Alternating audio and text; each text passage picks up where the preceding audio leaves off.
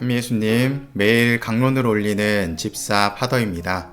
오늘은 2020년 9월 10일 연중 제23주간 목요일입니다. 오늘 독서는 코린토 1서 8장 1절에서 7절, 11절에서 13절의 말씀입니다. 코린토 공동체에 관한 이야기는 이제 많이 해서 다들 어떤 분위기인지 짐작하실 것입니다. 그러나 처음 보시는 분들이 계실 수도 있으니 짧게 말씀드리고 넘어가겠습니다. 코린토라는 지역은 항구 도시였기 때문에 사람들의 왕래가 많았고 종교, 문화가 뒤섞이는 곳이었습니다. 그리고 성적으로 문란했던 지역이기도 했습니다. 그곳에서 탄생한 그리스도교 공동체는 유다인들만이 있는 것이 아니라 이방 민족들 중에서도 그리스도인이 된 사람들이 있었습니다.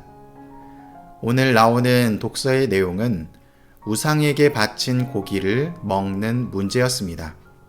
이교도 친구의 집에 초대받았을 때 그가 접대를 위해 식탁에 내놓는 고기는 시장에서 사온 것일 터이고 시장에서 파는 고기는 10중 8구 이교도 축제 때에 우상에게 바쳤던 고기일 것입니다. 그럴 때 고기를 먹어야 하는가 거절해야 하는가에 대한 이야기입니다.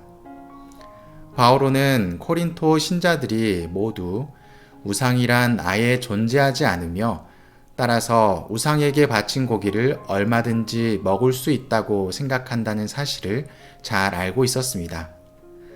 그러나 일부 신자들 가운데는 마음이 약한 사람들이 있어서 다른 그리스도인들 때문에 양심에 꺼리면서도 마지못해 음식을 먹을 수 있었습니다. 이런 경우 다른 그리스도인들의 자유로운 행동이 믿음이 약한 형제를 넘어지게 할 수 있으니 약한 형제를 사랑하는 마음으로 그가 보는 앞에서 고기를 먹지 말아야 한다는 것입니다. 지식은 사람을 교만하게 만들지만 사랑은 사람을 키워준다는 말씀이 이런 내용을 품고 있는 것입니다. 오늘 복음은 루카복음 6장 27절에서 38절의 말씀입니다. 흔히 평지설교라고 하는 내용입니다. 주제는 원수를 사랑하라 라는 내용으로 표현될 수 있습니다. 내용을 살펴보면 우리가 감당하기 힘든 이야기를 해주고 계십니다. 여기서 사용되는 원수는 그리스도인들을 박해하는 사람들이기 때문입니다. 즉, 자신들을 죽일 수도 있는 이들을 사랑하고 잘해주고 축복해주며 기도하라는 이야기입니다.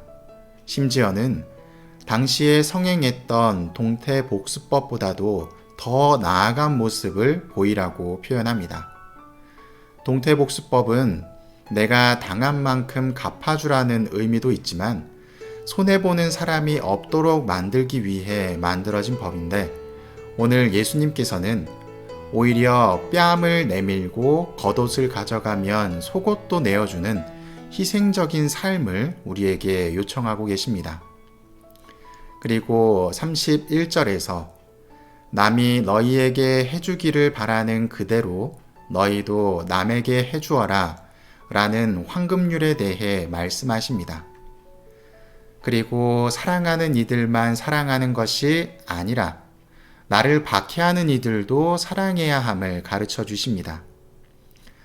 사랑하는 사람을 사랑하는 것은 죄인들도 한다고 말씀하시면서 죄인들에 해당되는 바리사이들의 행태를 꼬집어 주십니다. 뒤에 나오는 심판하지 말라는 내용도 결국은 누군가를 내 마음대로 정의 내리지 말라는 내용입니다. 결국 신앙생활을 하면서 우리는 세상에서 무엇인가를 얻고 인정받을 수 없는 삶이란 것을 깨닫게 됩니다.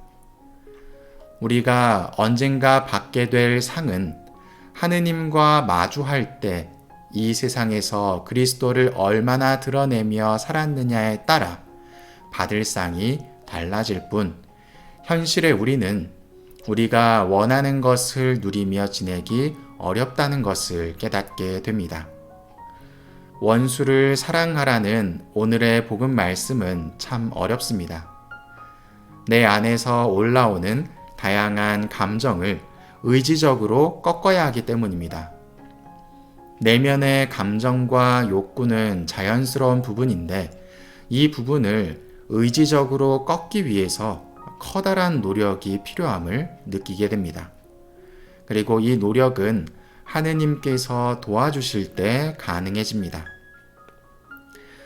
오늘 독서와 복음을 살펴보면서 한 가지 주제를 지니고 있다는 것을 깨닫게 됩니다. 독서에서 신앙적으로 연약한 이들에게 좋은 본보기를 보여주기 위해 의지적으로 노력하는 모습을 보여야 된다는 이야기를 보게 됩니다. 이것을 바오로 사도는 사랑이라고 표현합니다. 복음에서 나오는 원수를 사랑하고 남을 심판하지 않는 모습도 스스로의 감정과 욕구를 의지적으로 거스르는 모습이며 궁극적으로 그리스도의 사랑을 드러내는 모습일 것입니다. 신앙인은 무엇인가를 얻기 위해서 신앙생활을 하는 것이 아니라 잃기 위해서 합니다. 더 많이 내려놓고 잃어버리고 오해받을 때 하느님께 더 많이 받을 수 있습니다. 그러나 아무런 이유 없이 내려놓고 잃어버리는 것이 아니라 그리스도 때문에 행해지는 일이어야 합니다. 우리의 삶이 그리스도의 되로 되돌려 받을 수 있도록 노력합시다. 사랑합니다.